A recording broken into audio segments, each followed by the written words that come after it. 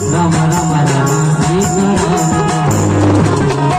राम राम राज राज राम राम राम सीता राम से जहां का नाम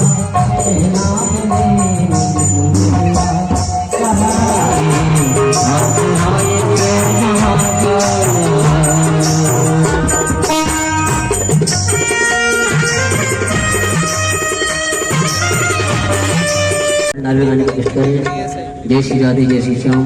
जब भी इतने की बनाओ, इसके पीछे ज्यादा आदमी खड़े तो पीछे है वो पूरा चेहरा साफ नहीं है ना।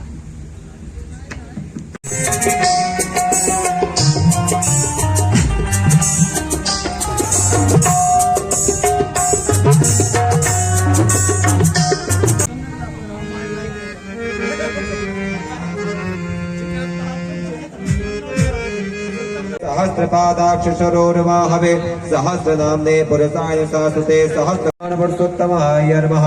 वस्वं वस्मानिकां बोलिए श्री व्यास नारायण भगवान की जय।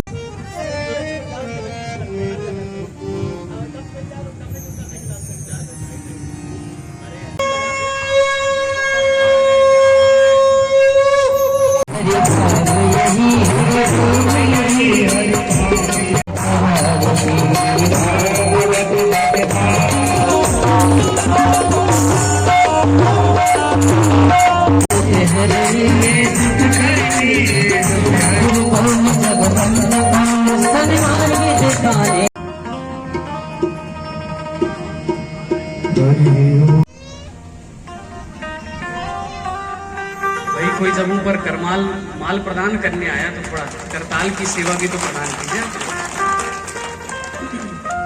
जन्मांतर के पुण्यों का उदय होता है तब जाकर के श्रीमद् भागवत की कथा श्रवण करने को मिलती है। ध्यान से सुनना, श्रवण करने को मिलती, कराने भी नहीं मिलती है। जब जन्म जन्मांतर के पुण्यों का उदय होता है तब जाकर केवल कथा श्रवण करने मिलती है। बता रहा हूँ, आपको कहकर बता रहा हूँ एक बात, इसमें से पहचानना आप लोग कि आपके इनमें से पिताजी कौन से वाले हैं। पहचान पाओगे कि नहीं, बताओ। पहचानना, इनमें से आपके कौन से पिताजी हैं। तेरो एक ही पिता तेरे चाचा जी को भाई, तेरो एक ही पिता तेरे नाना को जमाई, तेरो एक ही पिता तेरी माता जी को मारो, और तेरो एक ही पिता तेरे फूफा जी को सारो। अब बताओ भैया, इनमें से आपके कौन से वाले पिताजी हैं। मैंने चार बताए, चार में कौन से पिताजी आपके, क्या पिताजी अलग अलग बताओ हैं, अलग। और हम विराजमान हैं, आप लोग बैठे हो, हम विराजमान हैं। अभी आपको घर से फोन आ जाए तो चुपचाप निकल लोगे आप साइड से।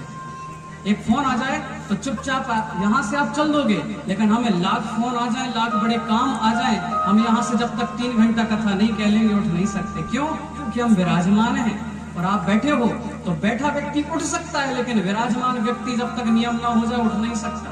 तो भगवान को बैठाना नहीं है, बैठाओगे तो उठ के भाग जाएंगे। अगर उन्हें विराजमान कर लिया तो वो बिना मर्जी के आपकी कि अब चले जाओ, वो नहीं जाएंगे। और कई बार तो ऐसा होता है कि वो ऐसे रमण हो जाते हैं कि तुम कहो महाराज अब आप जरा चल दो, तो वो कहते अब नहीं जाता, अब तो पकड़ लिया है। तुम पकड़ोगे तो छुड़ाकर भाग जाएंगे, अगर उनने पकड़ लिया तो फिर संसार का कोई आ जाए उन्हें छुड़ा ही नहीं सकता। और गलिदो फलम सुख मुखाद व्रत द्रव संयुतम पिबत भागवतम रसमालयम मोहरहो रसिका भुभावुका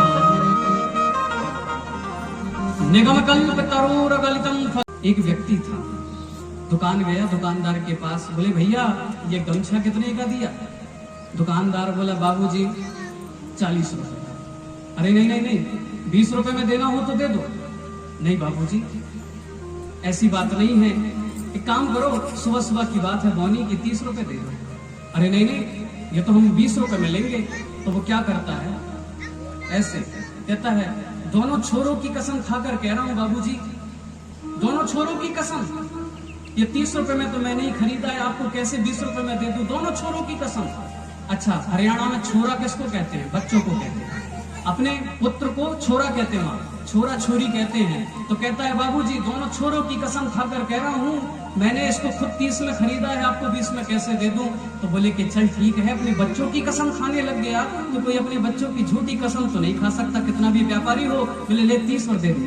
सो लेने का अंदर पारखीय भाव होता है। तोता उसी वस्तु में मुख मारता जो पक गई हो या मीठी हो, या तो उसके मुख मारने से पक जाती है, ऐसी कुछ कला उसमें है कि उसका मुंह लगते ही पक जाती है, या तो उसमें पारखीय भाव है कि कौन सा फल पक गया तो उसमें मुख मारता है। तो बोले सुख मुखाद मृत द्रव्य संयतम, बोले सुखदेव जी महाराज के मुख से इस भागवत का निकलना हुआ, इसलिए परम सुंदर, परम मिठास और परम आनंदित हो गई है। ऐसी है भागवत, इसमें हम कोई बड़ाई नहीं मार रहे हैं, इसका परीक्षण हो चुका है। उमापति महादेव की जय।